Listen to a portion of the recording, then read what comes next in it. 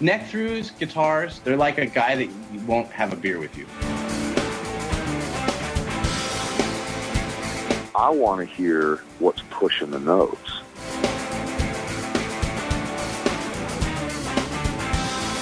Freddie King and B.B. King, Albert King, and let's not forget Burger King. I don't want to blow my knuckle out. Stainless steel is the work of the devil. These go to 11.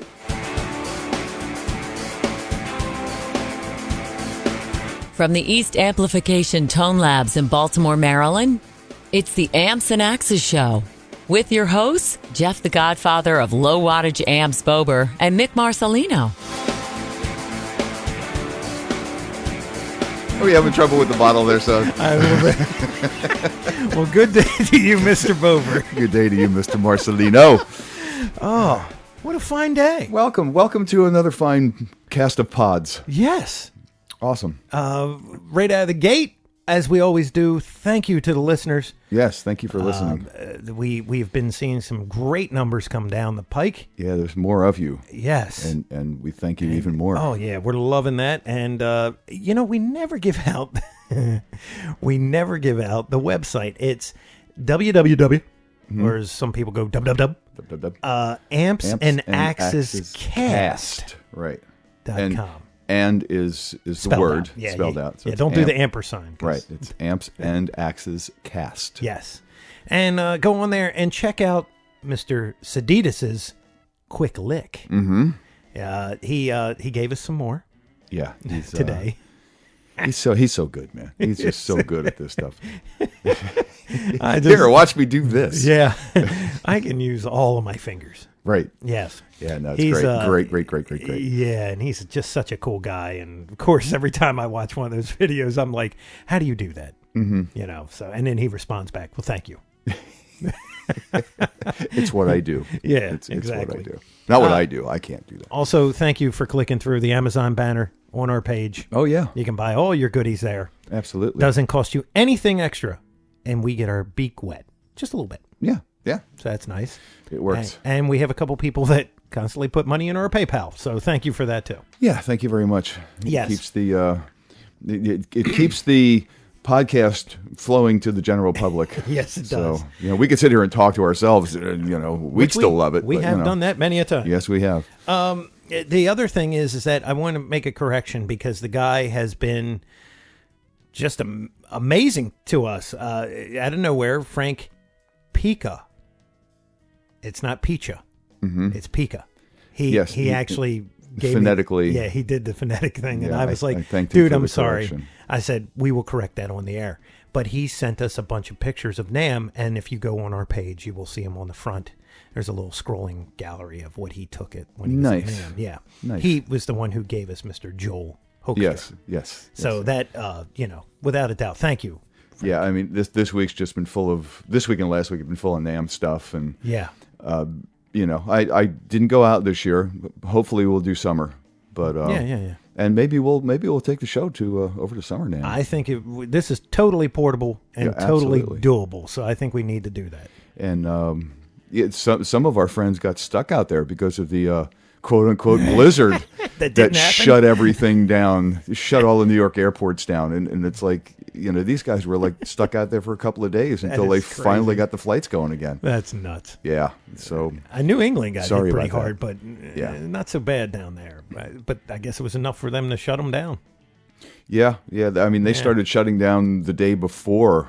Which is funny because it wasn't as hard hit as they thought it was going to be. No, it moved. But sorry you got stuck out in beautiful, sunny Southern California. Yeah, life's rough sometimes. It's tough. It's tough. One of the things I wanted to talk about, and okay,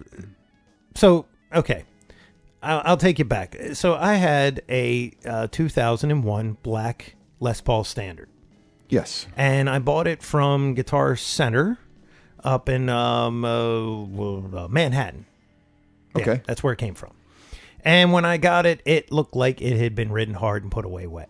I mean, it was pretty well worn. The guy, whoever owned it, had a thumb ring, and you could see where the paint was starting to come off the back. Oh, yeah. But it had a mojo. It had something going on. Needed some fret work. And which you had done. I had done by our good buddy, Mr. Phil Jacoby. That's right. Awesome. And he plecked Killer it. job, man. Oh, my God. Yeah, he plecked it. He worked on that guitar. Had a new bridge put on. I had some locking tuners put on. And I played it, but the neck, I had some surgery on my thumb, and the neck was just a little bit too thick for me. Right. It was a 59 profile, whatever. You would give me a really nice set of pickups, a set of Mojo pickups, the classic... the PAF clones, yeah. Yeah, the PAF clones, yeah. And the guitar sounds great, and it plays really easy. I mean, I put speed bumps on there for frets. It was a 6100 wire or something like that, but Jesscar, so you'll never have to replace them in your lifetime, or my lifetime. So I played the guitar for a while, but I was having trouble with my hand. Right, it wasn't agreeing with you your heard left me hand. talk about it, and I don't know what it was. I always wanted a Les Paul. I had it, and I was just like, man, it something in there, you know? You played it, and then you made the comment to me, well, I'd like to buy this from you.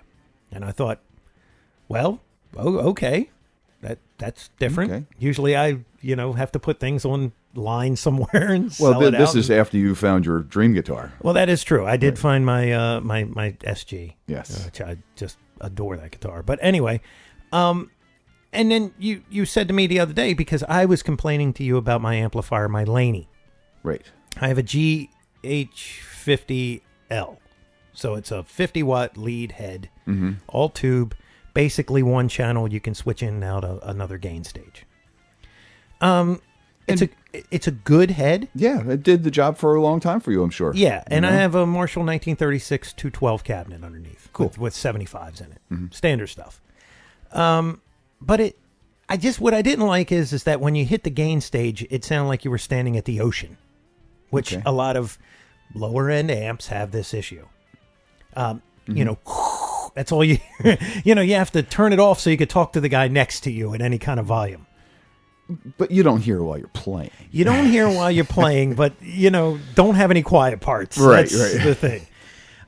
So you said to me, hey, I've got an old Budda that would you be willing to trade for? Right, because you know what I play now. Yeah. It doesn't say Budda on it. No, it doesn't. It says East. It says East. So you said, hey, I got this one, or I got this one. And I said, well, of course I'm going to go for the higher wattage. I said, I like the 45. It's a Super Drive. Super Drive 45. Super Drive 45. Head with a 212 Budda cabinet. And it's semi-open back. Right? Is that what you would call that? Yeah. Okay. So I get it home, and I'm like, well, let's hook it up. So I hook it up, and I start playing through it, and I'm going, well, this is just crazy. It's got all this gain. There's no hiss. And I just can't believe how alive the guitar came. It became. It was like somebody took a blanket. First off, those speakers are very flat. Like just completely the full spectrum. It's amazing to me. The highs are crisp and the lows are just killer. So I don't know what you were using at that time. I don't know what those speakers were. I'm sure it was your own brand of. Yeah, those Eminence? were my design work that we worked out with Eminence. Okay. And we were using vintage 30s before that, but we took this in just a little bit different direction. So they're vintage 30, type. Yeah. Well, let me tell you. But they're voiced a little differently and so probably a little tighter. I A-B'd it with the 36, and it's night and day. Yeah. I mean, it is night and day. The 75s don't hold a stick to what those speakers. I was just like, it's amazing. Well, it's the cabinet too. It's the cabinet too. Yes. Cabinet too. So I hadn't been able to really get some juice into it, because I know with your amps, especially with your amps, the master volume does things. Well, the more you crank it. Well, sure. You open up the output stage. Yeah. So today, I had the opportunity to really let it breathe. So I turned it up to about halfway, and I stood back. Wow. And Mighty brave of you, son. Yeah, there's not an animal in my house that likes it, but I was like, that SG, I could feel that guitar vibrating in my hands. It was crazy. I had an 18-foot lead, my Megami cable, and plugged straight in. I went into the gain stage, the drive stage. I have it about 3/4 of the way up, and I just set everything at noon. But then I pulled that mid boost, it says modern. Yeah. It was like, oh my God, the heavens opened up. That thing, first off, you can hear every string. I don't know what you do in there. It's like your magic. I don't know what you got going on. That is the absolute best amp I've ever played Nice. Without a doubt. That thing covers the gamut. And there's no noise. I just love that part. I'm like, I just turn it on and I just sit there and listen. And I don't hear anything. And I'm like, oh, that's the greatest thing on the planet. See, that's the one time you turn something on and you don't want to hear anything. Yeah. Yeah. And then the clean channel, I've got tons of overhead with that 45 watts. So thank you. Headroom. Yes. Headroom. Is that what I say? Overhead. Overhead. There's no overhead. Oh, there's no overhead. Headroom. I have tons of headroom. And let me tell you, I thank you for the trade. And wow. Enjoy. I mean, the good thing is it's got gain, so you can't hear how bad I really suck. Because your other amps, they tell on you pretty quick. Well, I mean, when we came out with these, people were going, "I'm not good enough to play these either." It will tell on you. Probably not as much as the East, but it still will tell on you. It's oh yeah. It's not something. It's not an amp, even though it's got a decent amount of gain. It's not an amp that plays itself. You still have to be a player. Yeah, it's not mud.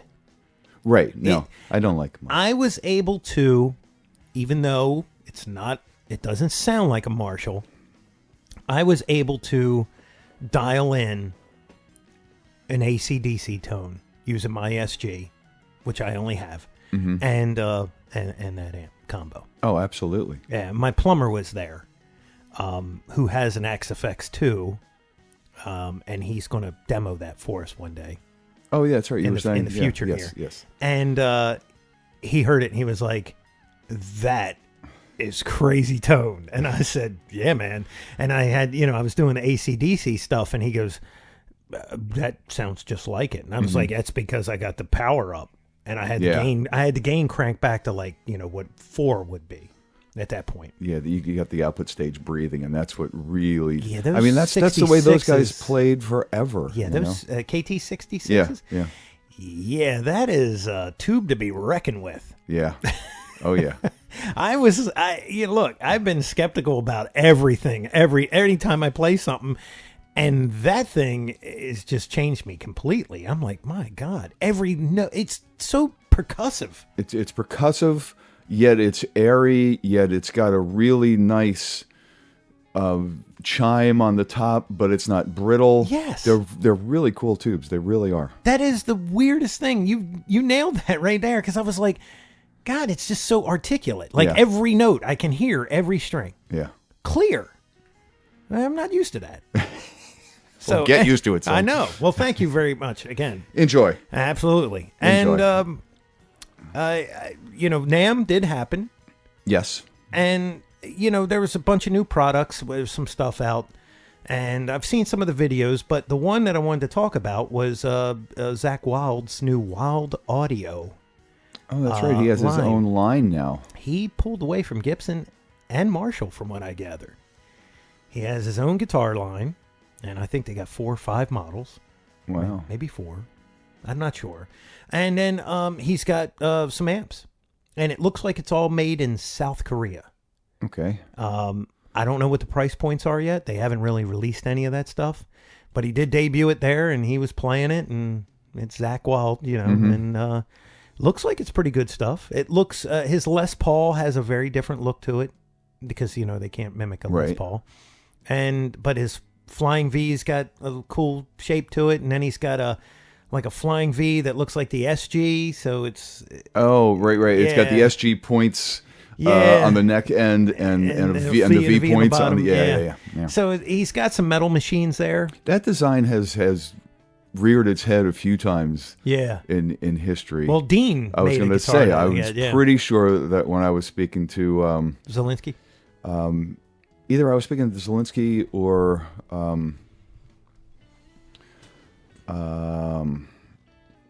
man, I'm blanking on his name now. That runs the company now. Yes, I can't remember his name either. Oh, this is great. This is great. It's always good PR when you can't remember the guy's name. I will remember it. Yeah, we'll remember it, and then we'll come back and bring it back up. Yes. Yeah. I know what you're talking about. But yes, that shape has been, it was done by them, and then Gibson did it for Zakk Wylde. Mm-hmm. And now it looks like Elliot Rubinson. There you go. Elliot. See? Yeah, it's all up there. It's there. It's just, you got to go back into the file and pull it up. That's right. But yeah, so he's got this new line. It'll be interesting to see what they go for. Probably going to be, guitars are probably going to be under $1,000 or right around there, I imagine. I don't know what the amps are going to be at. Yeah. And I don't know. I'm curious. If anyone out there in podcast land happens to pick one up at some point in the near future, let us know what you think. It's getting weird reviews. Like I saw on Twitter and Instagram, it's like half and half. Half of the guys are like, "What are you doing to the Les Paul?" And the other half are like, "Can't wait to get one." Mm-hmm. So, well, that's the way it is. Yeah, you're going to have people falling on both sides. It's so weird, isn't it? It's the way it is. Yeah, social media does weird things to people because you're protected. Right. You see that same guy on the street and he'd be like, "Dude, it's awesome." That's right. He wouldn't come up to you and go, "That thing's crap." You can be very polarized in a clandestine environment, you know? Yeah. So. Gives people a lot of courage. Yes, yeah. I was thinking balls, but, know. So we have... Speaking of, well, not really, but playing-wise, our guest had got some serious balls. Yes. And it's a first for us. It is a first for us. It's Girl Day today. It is Girl Day. And she has some serious chops. When I first met her, she had come into the East Room at one of the amp shows. Yeah. And just sat down and started tearing up. I think she was playing the telly at that point. And my jaw hit the floor. I'm, who the hell is this? And our good friend Nikki was standing there. He goes, "It's one of my students." Oh, that's too funny. Oh man, it blew me away. And that was a couple of years ago. And she is gaining ground now, and she's working with some really cool people. Cool. So we'll bring her on, and we'll see where she came from and see where she's going. So we'll be back in a second with Ms Kristen Capolino. Hi, everyone. This is Dave Borisoff at Hipshot Products, online with Amps and Axes, starring Mick and Jeff, and it's a pleasure to be here. Well, as promised, we are back, and it's Girl Power Day. This is a first for us. Yeah. Our guest is a female, little girl power, little Wonder Woman on guitar, little feminine fabulousness, if you will. So help us welcome Miss Kristen Capolino. Kristen, how are you? Oh, I'm doing great. How you guys doing? We're doing great. We're doing great. Thanks for taking the time. I know you've been busy lately, so thanks for taking the time to be on with us. I wore my pink... Thank you very much for having me. I wore my pink pants today. Pink pants? Oh, okay. I thought you were going to say pink underwear. No, I don't have any pink underwear. Oh, man, too funny.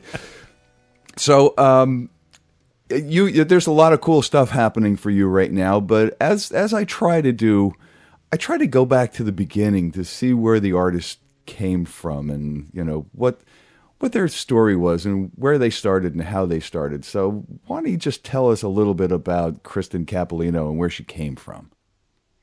Oh, boy. Well, I got into to playing guitar at a pretty young age. I was probably about 5 or 6, and my dad always loved guitar, and he even had a Flying V, actually, when I was really young, a left-handed one, which he later had rebuilt for me as a right-handed. I still have it. It's like a miniature guitar. It's pretty awesome. And I still let my cousins play that one, so I could never get rid of that. But, I remember one of the first guitarists that my dad introduced me to, his think you guys know him, Mr. Gary Moore. Oh yeah. Yeah, he was just amazing. Real slacker there. Oh yeah. Yeah. Could barely bend a note. Yeah, he was all right. Yeah. Yep.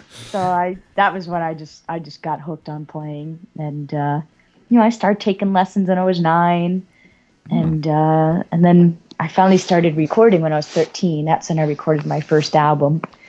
When you were 13. Yeah. Wow. Yep.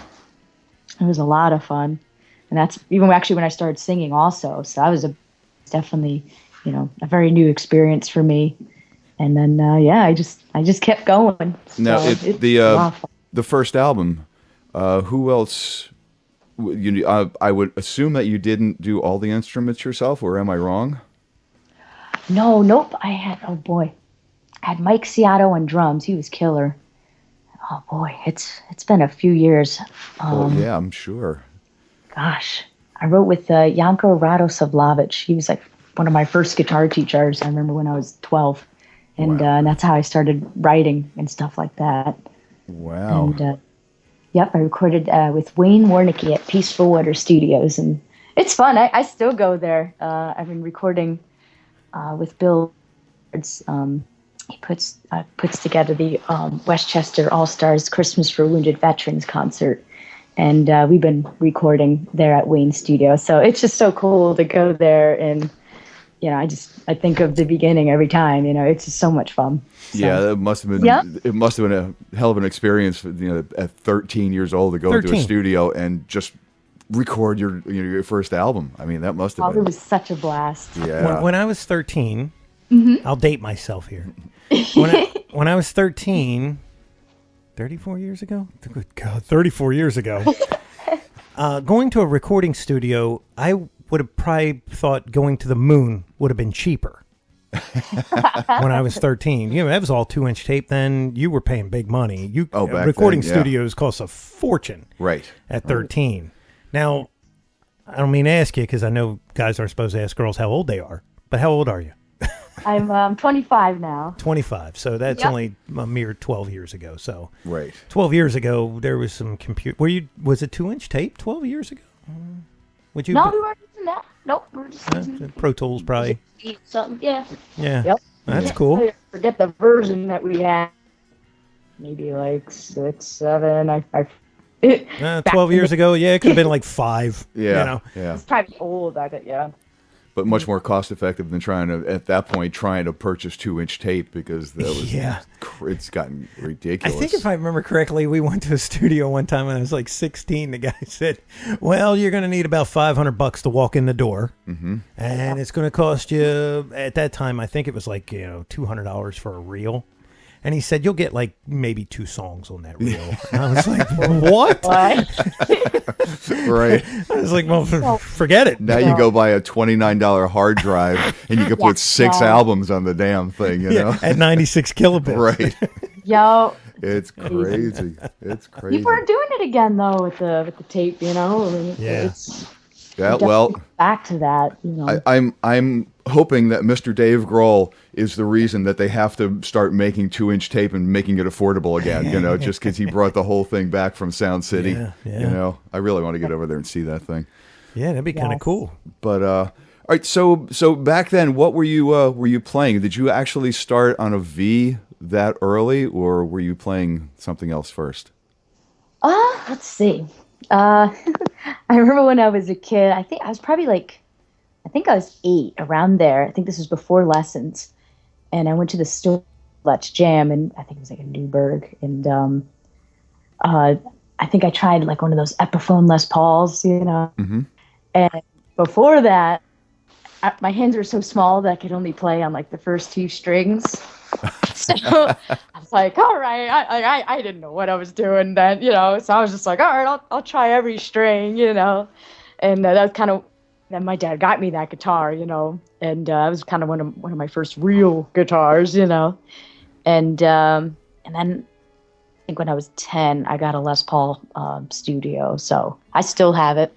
Nice. That's a beautiful red because I wanted to be like Gary Moore, so my dad got me my first Les Paul, and I really didn't switch to the V's actually until I think I was like 12 or 13, around that time when I recorded actually, because I really got hooked on Michael Schenker at that time. That was when he really started to influence me. So nice. And I just got hooked ever since. I mean, yeah, I think once you switch to those, it's very hard to switch to something else. Yeah, I would imagine so. And I find it surprising that, you know, a girl, I don't want to say tiny, but you're certainly not anywhere a large person, you know, a very diminutive girl strapping on this V, and it's like, it's uncomfortable for me to play, you know, and I don't know how you just, you know, you obviously can't sit down with the thing. It would be at your chin, you know? Yeah. It's kind of weird. You have to do that thing where you like put it in between your legs or whatever, and you you almost get used to that angle though. So like playing, you know, like, you know, something with a different body kind of being that flat, it almost feels weird on my wrists now. So you kind of get hooked on that angle and the balance, the way the guitar balances when you're standing. It just, you know, some guitars, the headstock is too heavy, right? So it feels like you're doing like bicep curls as you're playing, you know? Oh, yeah. Yeah, it's like, this hurts. Yeah, SGs especially. A lot of times the headstock is headstock heavy. I have tried those. Yeah. All right. When your first experience in the studio, were you at that time playing amps, or were you using any kind of plug-ins straight to the board, or how did that first album get recorded for you? Oh, I believe I was using amps then. Back then, I think I was using Sovtech, the MiG 50. I remember I was using that. Because now I use the THD Flexi 50s, which I love those now. I really got hooked on those, but I loved the Sovtechs back then. Like it had a lot of just like a lot of low end and punch to it. Mm-hmm. And then I don't know if I forget if we started doing that, but after a couple years we started combining the Sovtech with the THD. So they would kind of get that full spectrum, you know, but that was a lot to carry around. So so we were trying to figure out a way to kind of get the amp to kind of cover all the bases. So then we switched to the KT88s, right? Those tubes really gave you that low end punch that the THD was kind of missing before. So yeah, now we're down to, you know, using maybe like 2 amps per show or something, you know, depending on how big the show will be. But down to 2 amps. Listen to her. Sometimes we'll use like our rig will allow us to use like at least 4 heads at a time. Whoa. Yeah. Nice. Yeah. No, you can. Yep. So you have like a bolt out on the pedal board and everything. So, yep. You never know. Girl's got some power behind her, man. That's like Steve Lukather. Oh, right. Yep. Yeah, it's so much fun. That's great. Wow. So when did you first go out and play? What was your first live experience like? Okay. Let's see. Well, I started getting into the open mics. I remember that was kind of where I started to get some experience. And like I played at the Hyde Park Brewery with Pete Hop. I love incredible blues guitar player. Nice. They still play every Wednesday, I believe. And back then I was homeschooled too. So it was nice and convenient because I would go there and like we'd be able to kind of work school around that too. And I try to go there every Wednesday night, and you know, those are some pretty late nights for a 12-year-old, but it was so much fun. Wow. You know, it was great. They would always have me come up, and I remember Pete would tease me, and he'd be like, "Man, you got the faces and everything." Like it was cute. He's a sweetheart. But, you got the faces. Oh yeah, yep. And they're just always really, really, you know, very kind to me, and that was definitely a great way to, you know, definitely kept me on my toes, and it got me comfortable with, you know, playing with different players. And I eventually, I think I was 13 actually. I played with the Joe Payne band. That was one of my first live experiences, because this is before I had my own group yet. Mm-hmm. And it's kind of a funny story. We had to go down to Suffern, and you know, my dad took me there, and I think he put me on like Craigslist or something like that. I forget. And I don't think he said I was a girl. So we just said I was 13 or whatever, right? So they had no idea. So we go in there. Now this is like a bunch of blues guys. My dad and I we were the only white people in there. Okay, so they open the door and they're like, "What? You're gonna play, right?" They're kind of teasing me, right? Are you guys lost? Yeah, they're like, "Oh," and they just start laughing, right? So I was like, "Okay," I was like, "I would love to play a little bit if you guys are cool with that," So right away, Guy, the saxophone player, sweetheart of a guy now, like we still are great friends, and but he comes up to me, right, and he's like, "All right, let me check your hands. You got the blister, you got the calluses on him." He's like, "Oh my God, she does!" And so they're like, "All right, let's do one. Why not? You're here or whatever." So we did one. They're like, "Okay, cool," So we did one more, and they're like, "All right, we're not letting you go." So it was so cool. So we did some shows for with them, and it was fun. 'Cause, Joe Payne a lot. He really reminds me of BB King. So I felt like I was kind of living the Gary Moore dream a little bit. I was kind of imagining myself as Gary when I was a kid.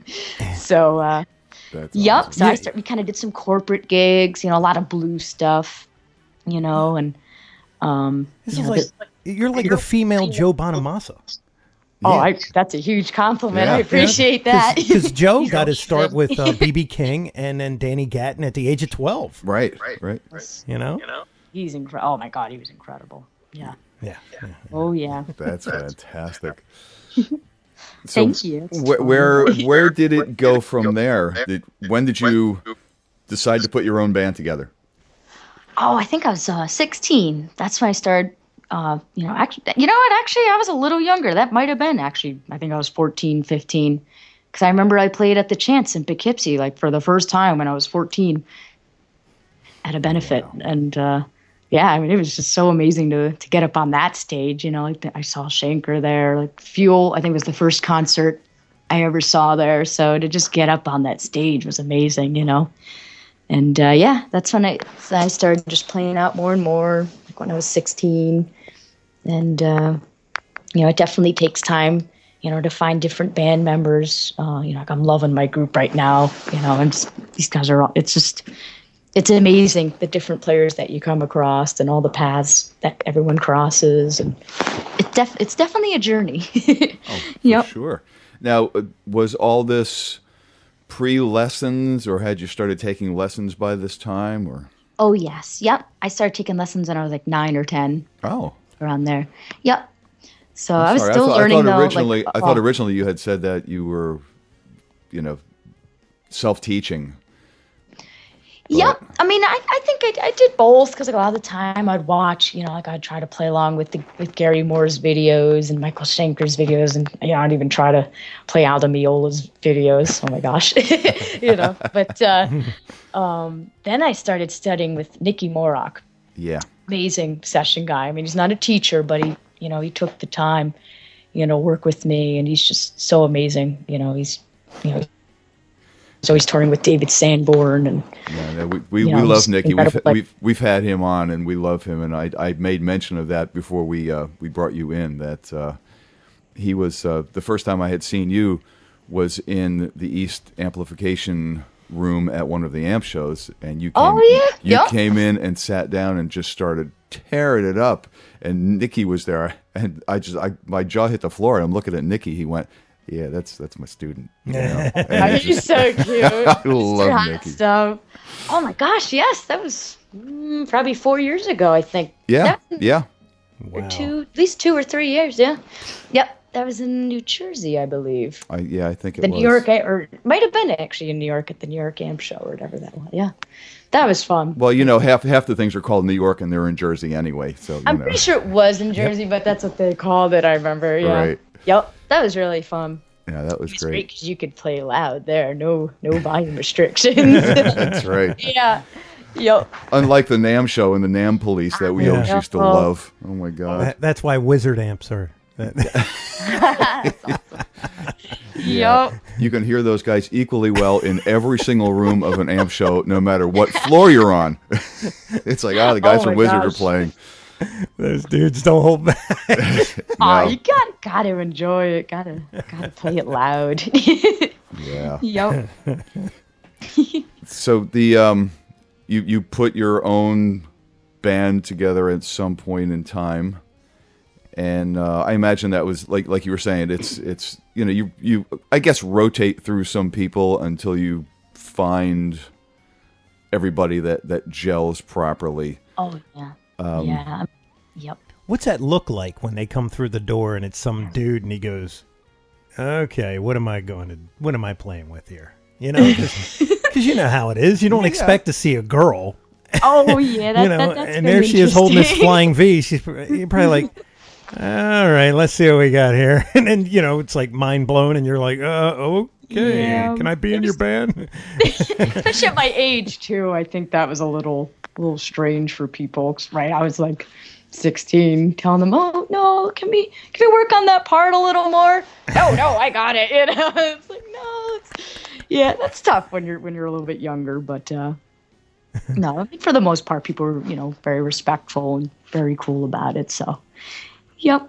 Yeah, that's cool, man. Yeah. So, being small side and everything, what gauge strings do you use? Because I know Angus Young of all people, he can't go over a 9. Because he says it tears his hands up, and he's a small guy. Mm-hmm.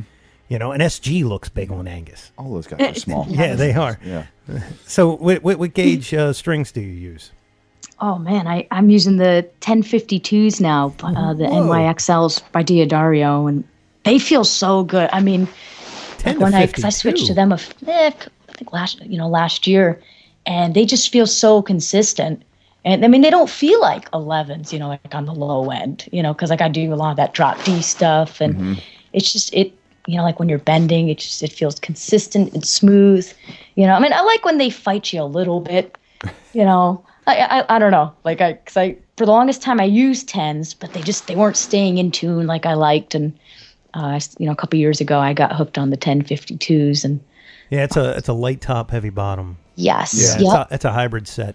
Yes, yep. And it's so funny that you say you like for it to come back on you, because if you remember our buddy George, Rocky George. Mm-hmm. Oh yeah. What's he use? He uses 11s and tunes to standard tuning. Yeah. Gosh, ouch. And that guy can bend for a month. He could probably kill you with his left hand. Oh yeah. You just stick it in your chest, pull out your heart. Pull out your heart. Yeah. There you go. Yeah, strangle you with the left hand. Exactly. Oh, that's awesome. Yeah, that was pretty crazy. And but a lot of time he's just funking out. He's just doing some straight funk, and it's got such a great snap to it. And the greatest hair on the planet. Without a doubt. Yeah. I thought it was a wig. That was his real hair. But anyway, back to you. So 10 to 52, that's a pretty heavy set of strings. I mean, those low strings, I had a crazy set like that back in my metal days when I was doing drop D. Oh, okay. And, yep. You can lose the calluses in one evening. Just wear them right off. Oh yeah. Well, it's it's a pretty heavy, and it's so funny because bass players laugh at us. When you go, I got that 52 in there, it's tearing my hands up, and they're like, really? Because I got a 108. And that's my G. Yeah, that's my G. Oh, that's great. It's smart. I mean, I've tried bass a little bit, and it's like, oh, I got a blister already, and it's only been an hour. Mm-hmm. So they got some strength and some stamina. That's cool. So I definitely give it to those guys. Yeah, for sure. And the guitar is pretty much stock. Is that right? Oh boy. Oh, we have the locking. I put the locking tuners in there. The Planet Waves locking tuners. Sure. With the trimmers, right? Yes. Yeah, I love those. They Isn't that cool? Cut it as you turn it. Yep. Yeah. I often wonder, is the tuner going to shatter? Because when the high strings are not so bad, right? So I'll explain the tuner. Okay. So you put the string through and you lock it like a normal locking tuner. It's got a thumb screw on the back of it, right? Okay.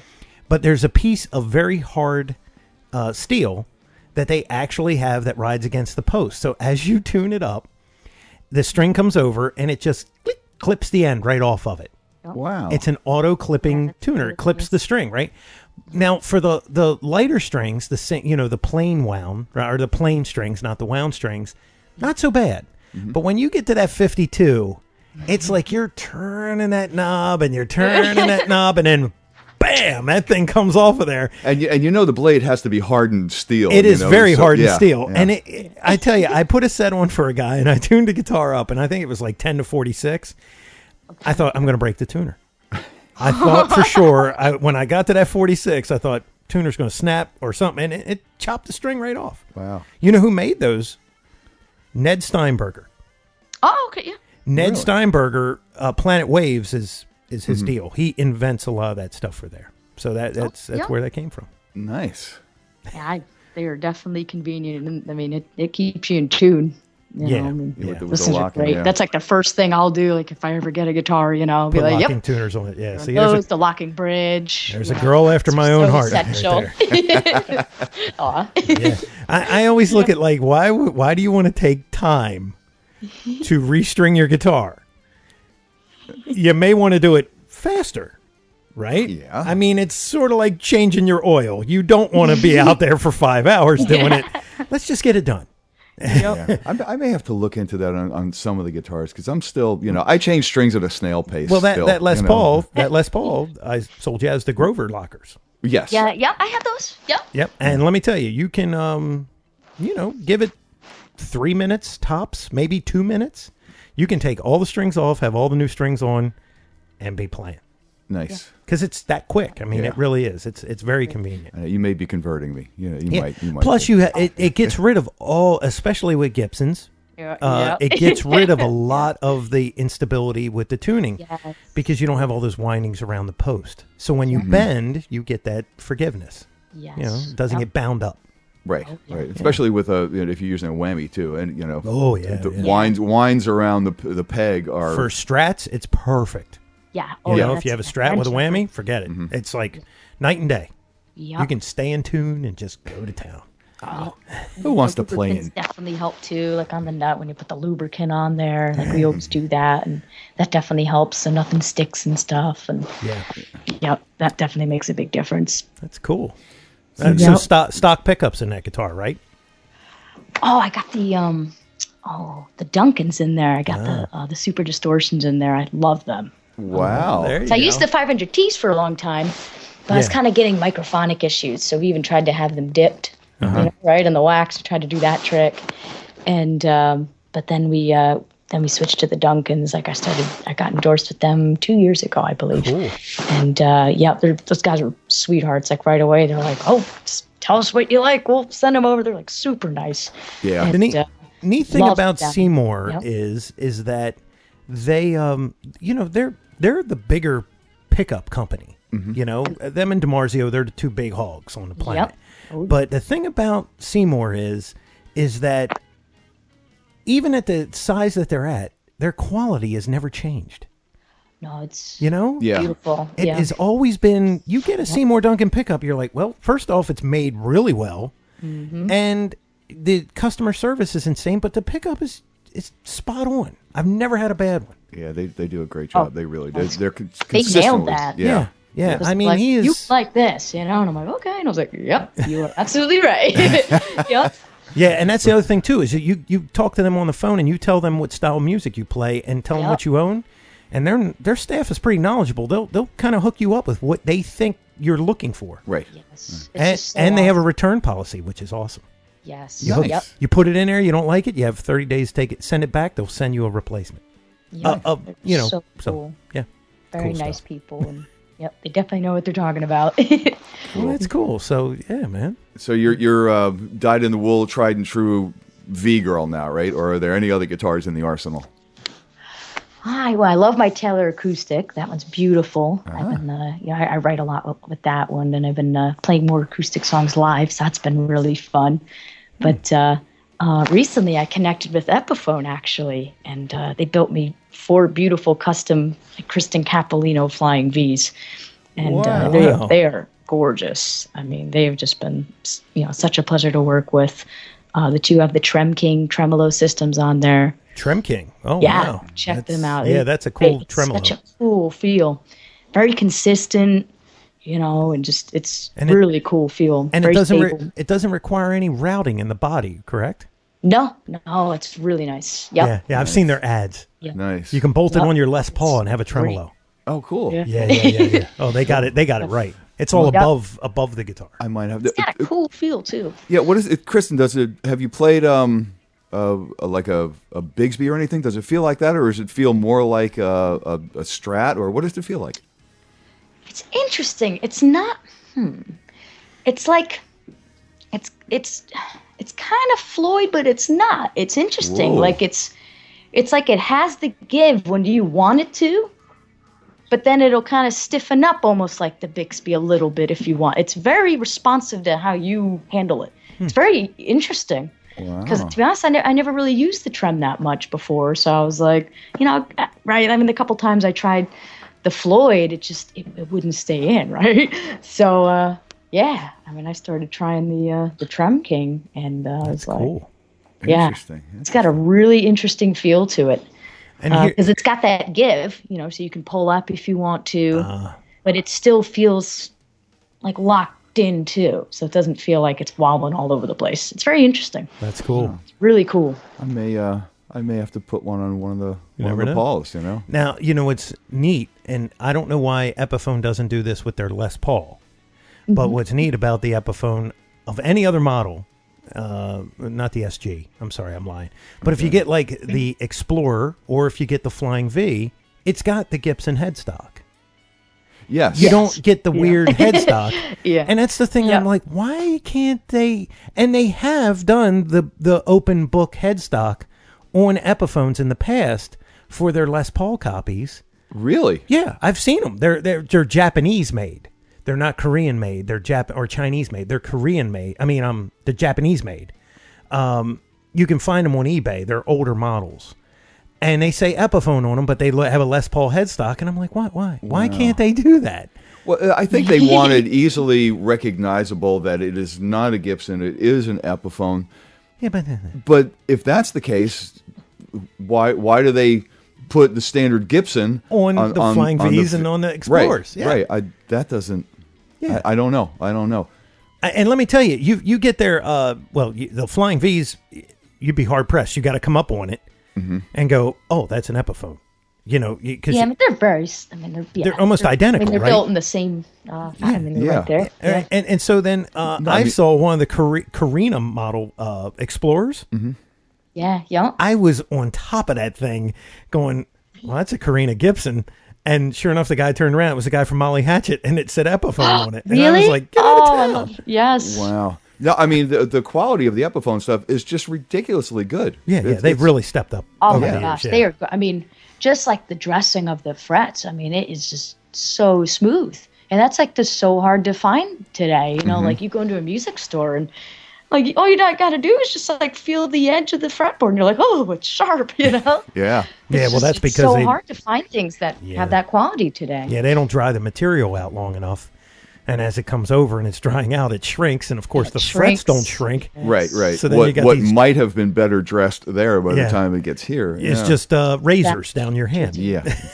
Yup, that's very true. Look, especially I'm bleeding. With like ebony or it's smart. So is that a signature model that they're doing for you?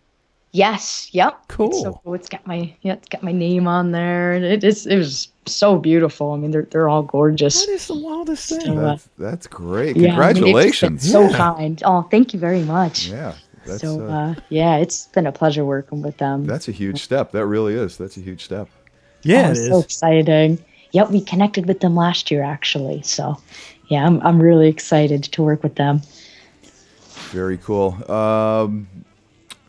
Amp-wise, what are you playing now? You still playing the THDs that the Flexi 50s that you like? Oh, yes. Yep. With the KT88s in there, I'm loving them. And I'm in speakers. I love them. We actually do a like a combo of them with the Wizards and the Eric Johnson speakers together. Oh, wow. It's really cool. And that's in the 4x12s. And, it just gives you, again, like that, that sparkle of the high end, but then all that punch in the low end too. Right? Because it's always kind of a challenge trying to get that perfect balance, It's that endless journey for tone, as you guys know, that endless search. For sure. You have to check out the Reference 12. See? Yeah. Yeah, the Jeff Bober. It's got a nice bottom for sure. The Jeff Bober speaker is very flat, gives you everything. I am a true believer now. Well, I sound killer. Those sounded awesome. That was what Nick was playing, I believe, when I met you. Yes. I believe, yeah, that sounded killer. Yeah. Everything he plays sounds awesome. Oh, man. Yeah. He could play a cigar box with a battery in it, and it would sound great. He does. Oh, amazing. So, it's so funny. Yep. You've been in the studio recently. Let us hear a little bit about that. Oh, yes. I was recording down in Nashville with Kenny Greenberg. He's been producing me down there. Killer player down there. He tours with Kenny Chesney, records with tons of different artists down there. And it's been such a blast recording there. He has a studio in his house, actually. And cool. Yes, we just finished my new album called These Days. And we just put it up on iTunes, actually. So it's available there now. Nice. So, yeah, I'm really excited about that. I definitely feel like it was kind of like a big step vocally for me, because like I've always loved playing, Mm-hmm. Singing for the longest time was a challenge for me, and it's still something I'm always working at, but I really feel that they've helped me progress in that, and these songs definitely have pushed me further. So it was definitely a great experience doing that. So now you've had some vocal lessons. Oh yes, yeah. Recently I've worked with Diane Sheets, who's down there. She works with Kelly Clarkson and like a bunch of different artists and Sweetheart, and she definitely helped me with my projection and such, and kind of getting more stylistic with the vocal approach. Nice. One of my first vocal coaches, I loved him, Don Lawrence. He's Mick Jagger's vocal coach, Lady Gaga, and he was down in New York City.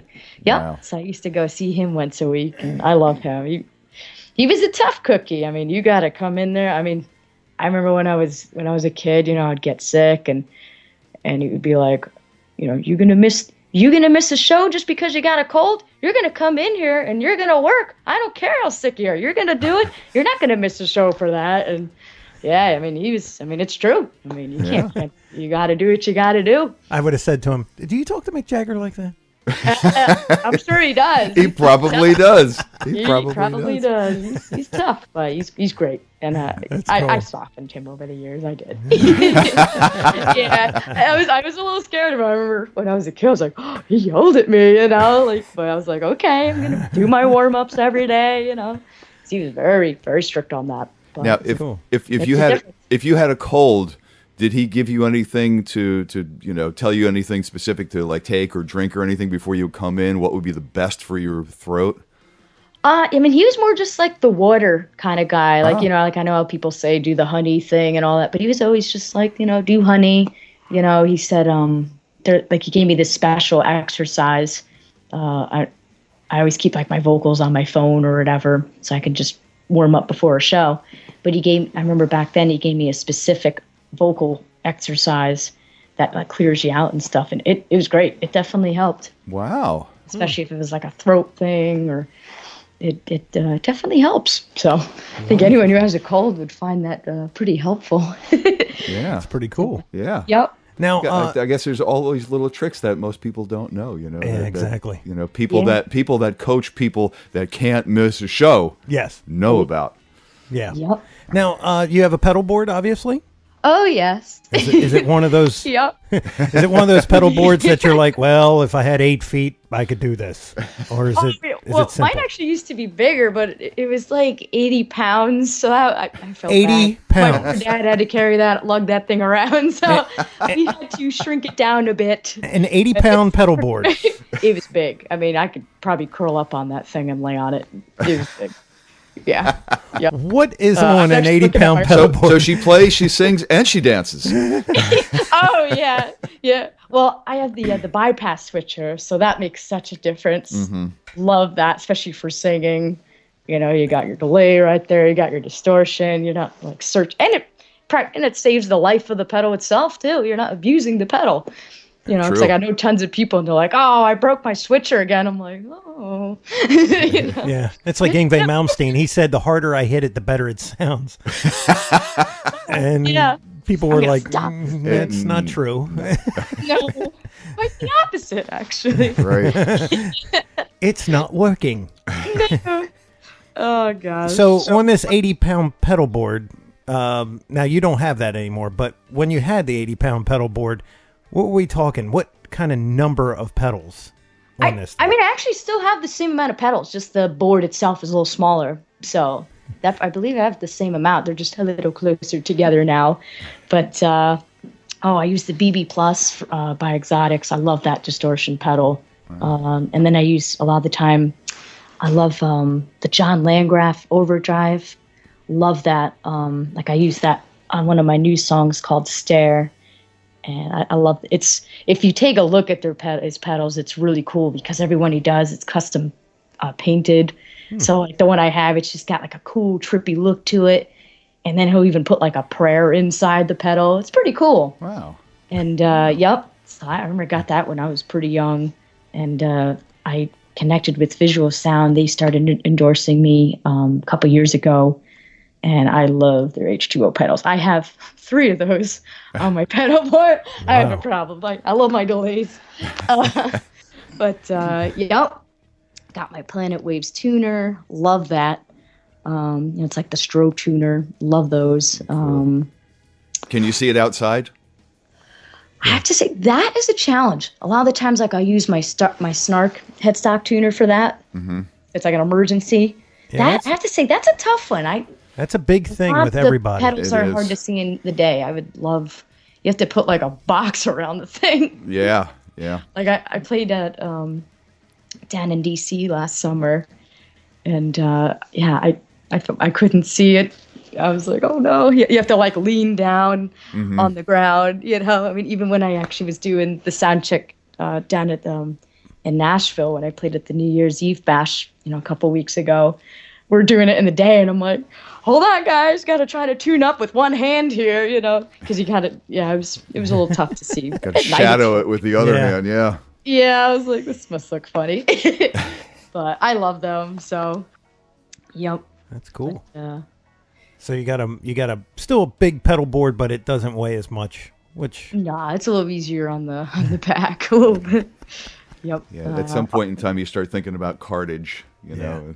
Yes. Have you had to do many fly dates? A couple. Luckily, I bring actually a smaller pedal board which fits in the overhead because one time we tried to fly with the big pedal board.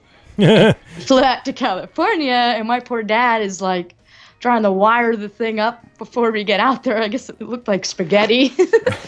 He's like using a flashlight trying to put it together before the show. It was yikes, yeah. So that is too funny. Overhead is definitely the way to go. I'm pretty sure there's actually I heard there's like a law now, I think, that you have to have your guitar in the overhead. I don't think they'll throw it down there. They eased up restrictions on overhead guitars now. They made it easier for you to actually take your guitar onto a plane and put it in the overhead now. Yes. Yeah. I still say good luck with that sometimes. That's a scary thing. Meanwhile, the safest airline in the planet is Israeli Air, and you never have to take your shoes off. It's a 20-minute. Really? It's a 20-minute interview. Wow. And that's it. That's all they do. Wow. There's That's no pretty awesome. There's no pat downs. There's none of this stuff. They have the safest airline on the planet because they got it right, but yet we seem to screw it up, and I don't know why. And all you hear about is our buddy Matt Jones having his $7,000 PRS go flying out of the case and onto the ground, and just craziness. I think he's had a couple of airline mishaps. Yeah, it's ridiculous. And it's like, why? Right. There's other places. Why can't we just look at all the good stuff that's around us and just go, okay, we're going to just do that. Right. It's working. It seems to work for them. Yeah. We'll get it to work Why for us. Why would we do that? It works. So you just played, what'd you say, Nashville? Yes, recently? at the New Year's Eve bash yep, that was amazing. We opened for Lady A, Lady Antebellum, Gavin DeGraw, Apache Relay, and it was so amazing. I mean, I believe it was like 80,000 people. Nice. That's a couple friends. It was like a sea of heads. I was like, oh my God. I mean, that was definitely the biggest crowd I ever played before. I was going to say that had to be up to this point the biggest crowd for sure. Yeah. That's definitely everything. That's It was awesome. cold though. This was all outdoor, and it was probably like 17, 18 degrees out. Wow. Whoa. Oh, like I've never played like that cold before. Like your fingers actually feel huge, and then like you start bleeding afterwards. I was like, no heat blowers on the stage? they did, but like when you're out, like by the mic, that's not getting to you. So like before I played, I was basically like curled up in that giant hose they had. So they're like, okay, if you get cold, just try to go to the left side of the stage there. I'm like, okay. And watch your guitar. But you couldn't be there the whole time. That may look a little weird. Right. I'll be over here. Yeah, then you're right. Then you walk up to the heater hose. And your guitar goes out of tune. Right. That wasn't going well. Yeah. I mean, it was a half hour, so the guitar handled, my guitar handled itself pretty well for that, But I could tell he wasn't too happy towards the end because I was doing some drop D stuff, and I did one of my songs called Butterfly, and that's like a good 10 minutes solo at least. Wow. And luckily that was the last song though, because I was like, I can't feel anything. I wonder what's happening, Yep. And it's like, wow, I'm playing in mud because your fingers just start. It's like, oh, you're pressing down and nothing is going at speed. It's very interesting. Yep, but it was so worth it. Such an incredible experience. Awesome. It was such a blast, and it was really kind. I mean, that was that was my first time playing in front of such a big crowd. I mean, I was pretty nervous before, but it was such a blast. They definitely made me feel welcome there. So that's cool. Great. Yep. We to tell Kristen a story, we had Rich Eckhart on. Mm-hmm. And Rich Eckhart is the guitar player for Toby Keith, if you don't know who he is. Oh, yeah. And he said the first time he walked out on stage, it was front of like 60,000 people or something. The first time he played with Toby. Yes, when he played with Toby. And I asked him, I was like, so what was that like? And he goes, surprisingly, playing in front of 12 people, I'm more nervous than 60,000. Totally get that. And he goes, it's just kind of like this unit of humans, and you're kind of so disconnected from it. It doesn't have that thing. And I was like, I don't know. Yeah. I totally get what he's saying. Like meetings to me, I think are the most nerve-wracking because it's one person sitting there. Uh-huh. They can't jump around like at a show. Your heart is just like, whew, how do these songs go again? The songs you've been playing for months. Suddenly you're like, how does this go?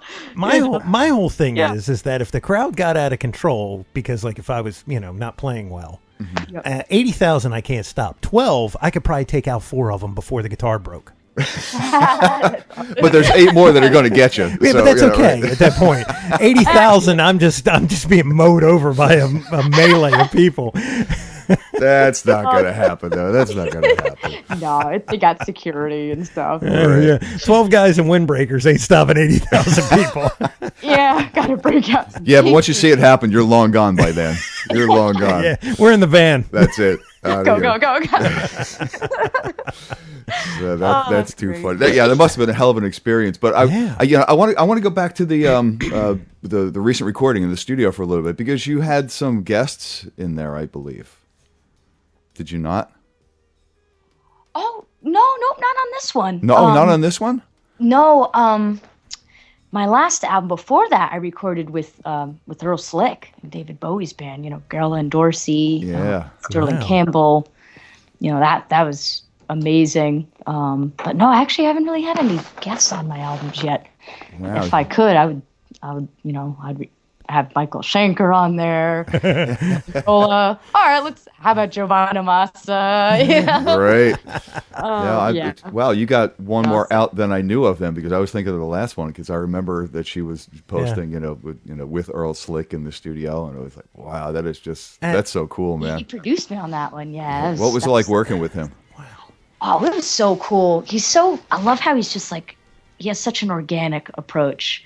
And I love it. He's like the Clint Eastwood of rock. I love him. Like, he is just the most genuine person you'd ever want to meet. Like, he's just so straightforward. Like, but it cracks you up, like, I'll be like, I'll be like, Slick, it's kind of funny because I'm like the perfectionist, but he likes to keep, he kind of likes to leave like those bit of the rough edges in there to keep it real, right? So I'll be like, I don't know, I gotta do it again. No, that's good. You're doing it. You're good. Come on, come back into the control. I'm like, no, I gotta do it again. No, you're good. Come on. When I steer you wrong, listen to me. It's just so funny. And he's like, see, what did I tell you? And he's kind of like one of those, like the take like 2 or 3 takes, like just keep it fresh. Don't keep doing it a million times. Don't punch in every note. He keeps it very real. And he speaks from experience. I love working with him. He speaks from experience. Oh, gosh, Absolutely. Yeah. Oh, yes. Well, we've said this, I don't know, 1,000 times now. Yeah. That first thing usually is the one.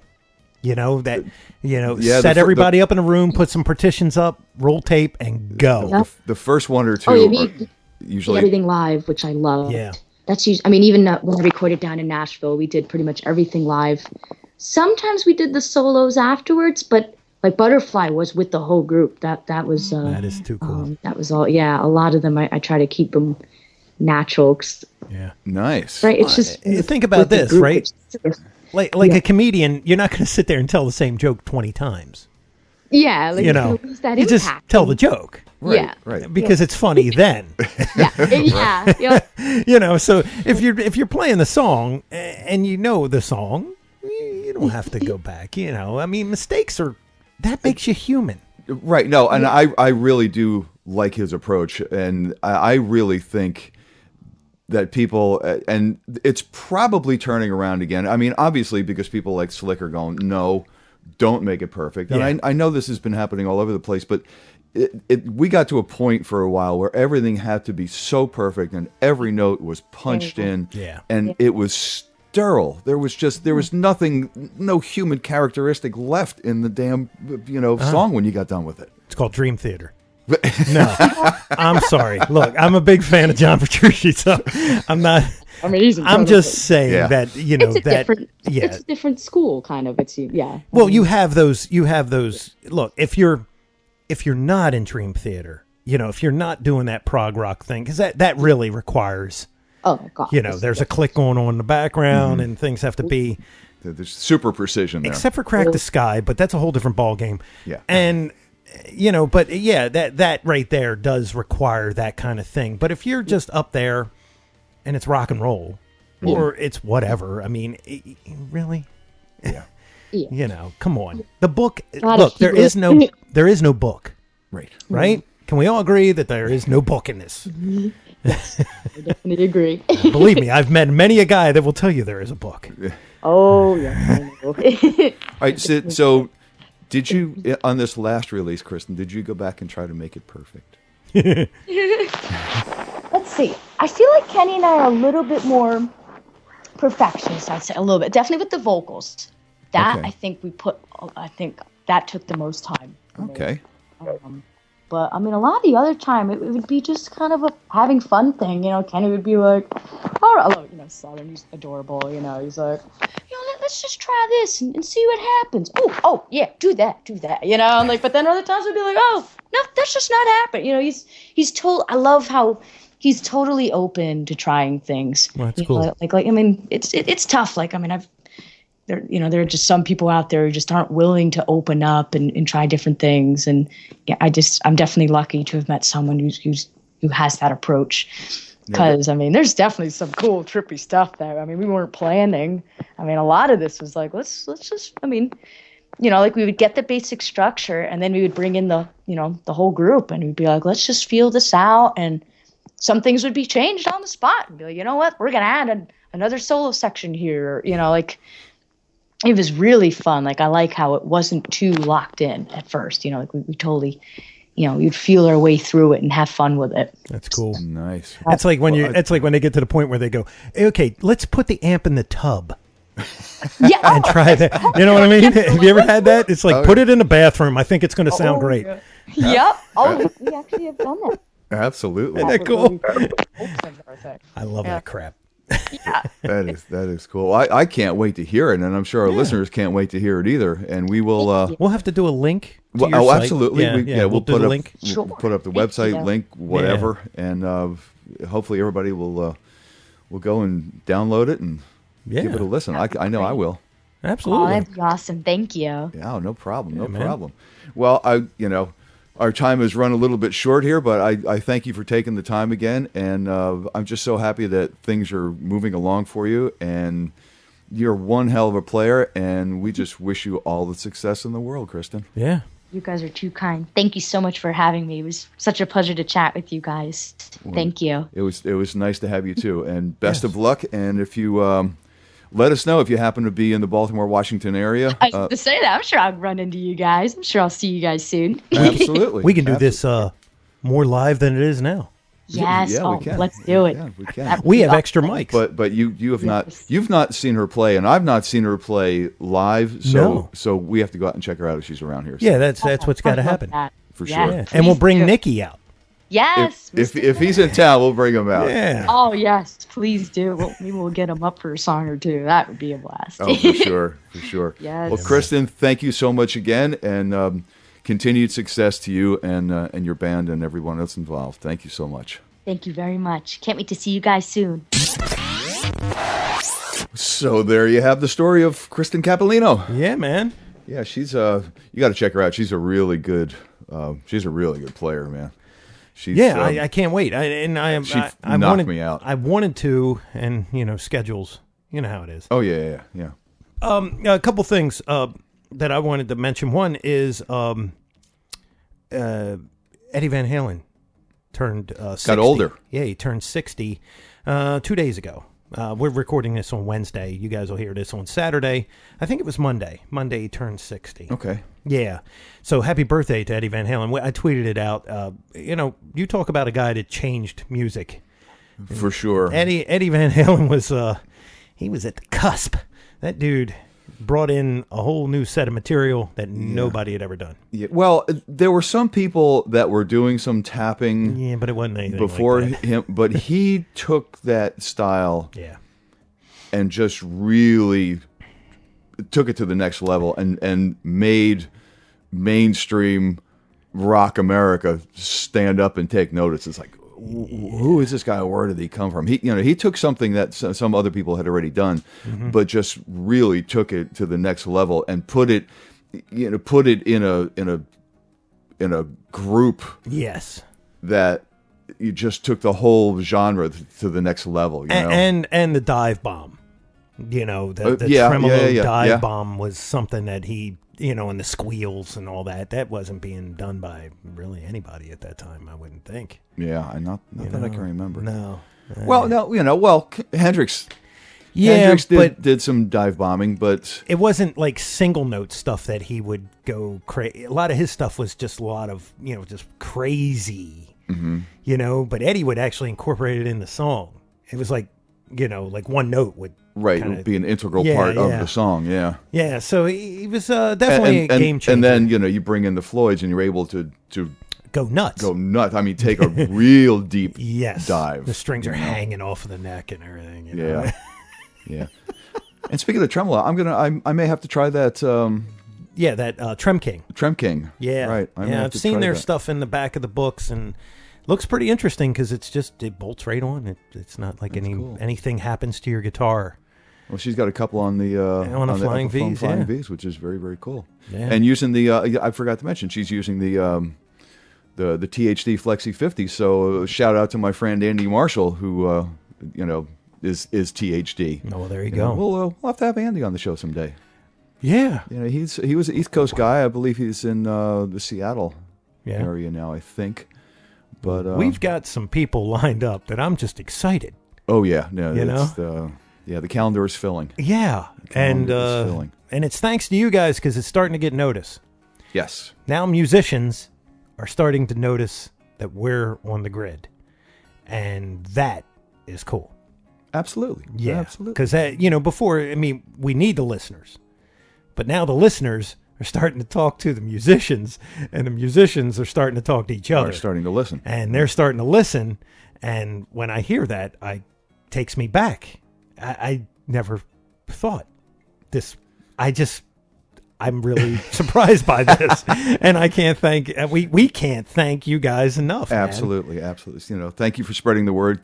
Continue to spread the word, and we will try to continue to bring everybody to you that we possibly can in one way or another. Who on this planet ever thought, well, especially me, at the crusty age of 47, that anyone would want to hear my diatribe for any length of time? I felt it would be rather humorous. So, well, what's so funny is, once again, another backhanded compliment I heard from somebody, and the guy goes, "Oh yeah, and you're good too." And I thought, maybe I won't drive my car into a bridge. Don't lose sleep over it. I never do. Bet you're good. Anyway, so until next time, my friend, I'm Mick Marcelino, and you... I'm still Jeff Bober. And we are saying... Onward.